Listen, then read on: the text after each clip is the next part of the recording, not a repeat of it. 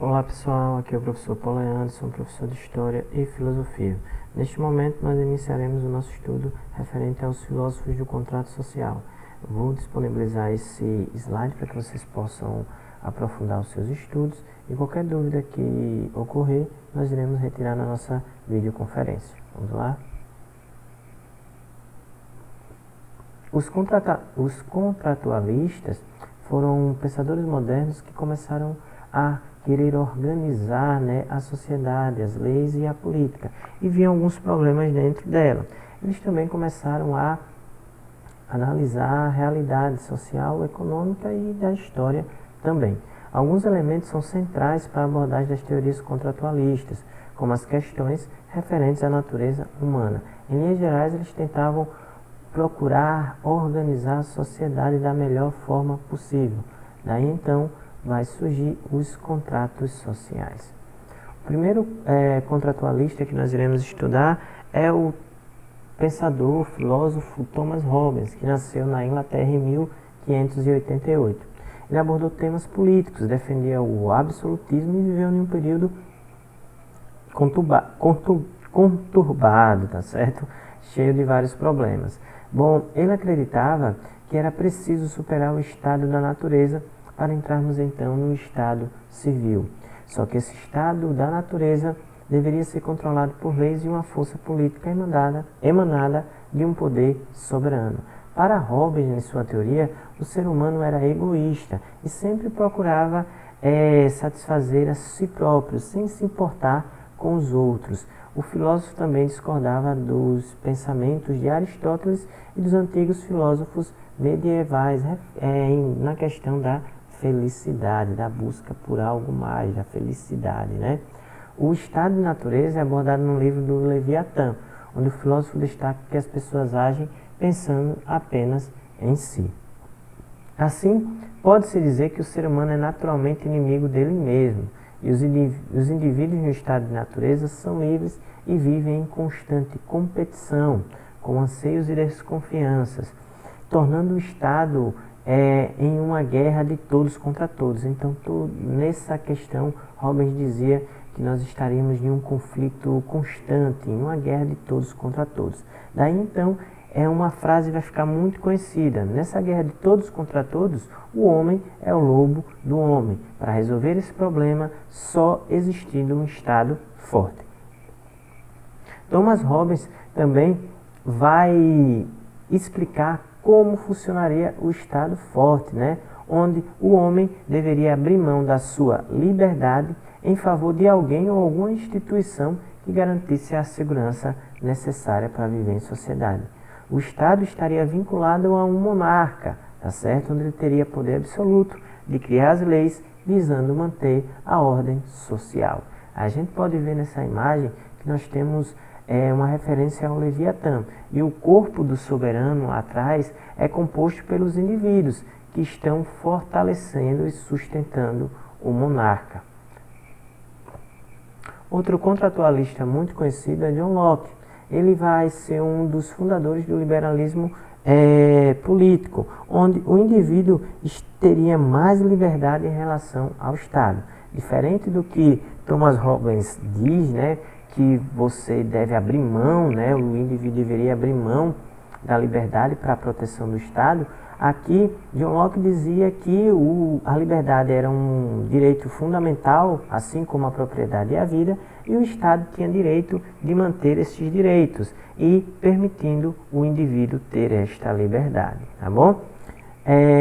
Locke, assim como Hobbes, concebe a existência de um estado da natureza e do estado civil. Então nós temos uma coisa em comum. Ambos acreditam que o ser humano deve evoluir do estado da natureza para o estado civil. Porém, eles apresentam algumas divergências. Que divergências são essas? Enquanto para Hobbes, no estado da natureza do homem, o homem é mau, para Locke, o estado da natureza do ser humano é ser bom. O ser humano é bom. E ele vive em perfeita liberdade e age buscando sempre o seu bem-estar e a felicidade, diferente do que Hobbes dizia. Os seres humanos, para John Locke, vivem juntos conforme a razão e têm a igualdade de direitos e deveres. Então, eles são vistos como indivíduos que são iguais e independentes, devendo cada um ser livre, mas sempre agindo sem querer prejudicar o próximo. Para que não houvesse assim aqueles que desrespeitassem os próximos e o Estado não se tornasse um estado de guerra, deveria se instituir uma autoridade comum e imparcial que pudesse julgar os conflitos, ou seja, daria-se o poder a essa autoridade. Iriam ser elaboradas leis com o consentimento de todos e uma decisão da maioria, onde todos deveriam obedecer essas leis, desde das pessoas, da população, até mesmo a autoridade que estaria ali para resolver os problemas e julgar os conflitos, tá certo? O poder do soberano, dessa autoridade, seria dada pelo povo, e a autoridade ia permanecer enquanto ele agisse de acordo com o que a sociedade quisesse. Caso ele não agisse, ele perderia o poder e o povo iria organizar uma nova ordem, segundo os princípios estabelecidos. John Locke vai defender a propriedade privada. Ele vai acreditar que o homem pode se apropriar de algo e desenvolver deste objeto algo aprimorado. A partir do momento que isso é aprimorado, isso se torna uma propriedade. Ou seja, nós podemos ter o exemplo da agricultura, da pecuária e a fabricação de ferramentas. O homem se apropria de algo que está no seu estado natural, desenvolve e isso se torna propriedade de quem desenvolveu. A partir do momento que o trabalho gera, a partir do momento em que aquele trabalho gerou um bem, um objeto, aquilo torna-se propriedade. Depois disso, a propriedade deve ser protegida. Os indivíduos então transferem esse poder para a autoridade, que deve agir mediante o contrato social. Outro contratualista muito conhecido é Jean-Jacques Rousseau, que foi um filósofo que abordou diversas temáticas, bem como a política e a educação. Expôs a distinção entre estado de natureza e estado civil, assim como Hobbes e John Locke, a diferença entre vontade de todos e vontade geral e a importância dos direitos e deveres para a condução da sociedade. Bom, Rousseau possui uma visão diferente de Hobbes acerca do estado da natureza. Enquanto Hobbes acredita que o homem é mau por natureza, Rousseau vai se aproximar de Locke, acreditando que o ser humano é bom por natureza. Porém, segundo Rousseau, o ser humano no estado de natureza é íntegro e justo, mas é corrompido pela sociedade. Nós temos aí a teoria do bom selvagem. O ser humano nasce bom, mas a sociedade o corrompe. John Locke e Rousseau vão ter diferenças também. Rousseau vai acreditar que o ser humano é bom por natureza, mas ele acredita, Rousseau, que há um desequilíbrio que se dá a partir da introdução da propriedade privada na sociedade. Enquanto Locke defende a propriedade privada, Jean-Jacques Rousseau acredita que a propriedade privada é um dos motivos que vão gerar a inveja, a violência e a desigualdade social entre os homens. E aí vai gerar os conflitos e então a luta de um homem contra outro, a luta dos seres humanos dentro da sociedade por conta da introdução da propriedade privada.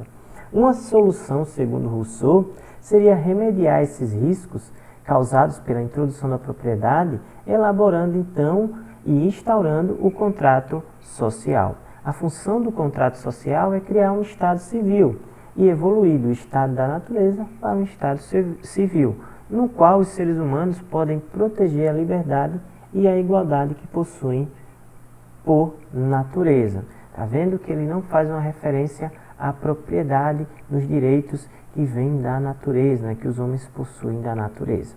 Bom, o imperativo do contratualismo de Rousseau é a prevalência de uma ordem que mantém o povo como detetor do poder, no centro das atuações.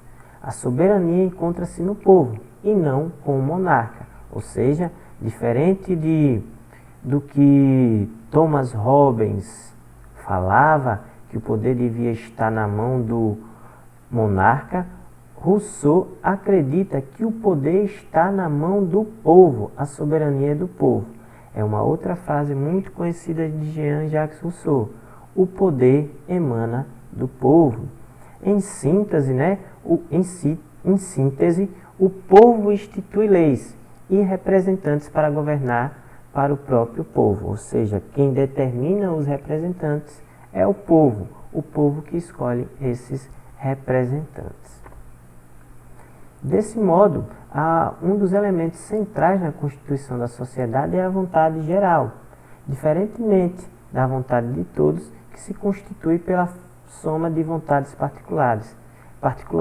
A vontade geral preza pelo interesse comum.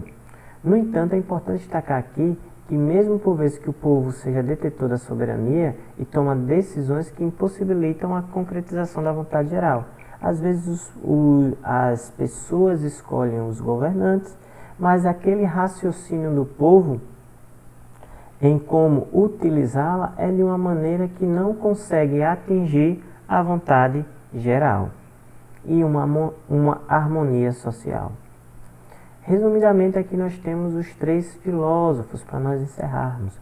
Hobbes acredita que por natureza o ser humano é mau. Já Locke acredita que por natureza o homem é bom. Assim como Rousseau também acredita que o ser humano por natureza é bom. Porém, a sociedade o corrompe. Para Hobbes, o monarca deve deter o poder, que com rigidez vai conseguir controlar e manter a ordem social dos seres humanos. Já para Locke defende que os indivíduos são livres e que, por escolha própria, aderem a um pacto para ampliação da liberdade de cada um. Já Rousseau afirma que, ao adentrar o estágio, as pessoas consentem ceder seu poder a alguém que vá zelar pelo interesse comum. Thomas Hobbes, John Locke e Jean-Jacques Rousseau foram importantes contratualistas que abordaram em suas teorias como se daria a passagem do estado de natureza do ser humano para a convivência em sociedade e a criação de um Estado. Desse modo, os contratualistas diferenciam-se quanto às suas posições, mas permanecem em consenso quanto às concepções de que o pacto social, o contrato social, é aquele que vai fundamentar a sociedade e o Estado. Bom, qualquer dúvida que vocês tiverem a partir desses estudos, é só entrar em contato e na nossa videoconferência. Qualquer coisa, eu estou no grupo. Encerramos aqui essa breve explicação sobre os contratualistas e até mais. Um forte abraço para vocês.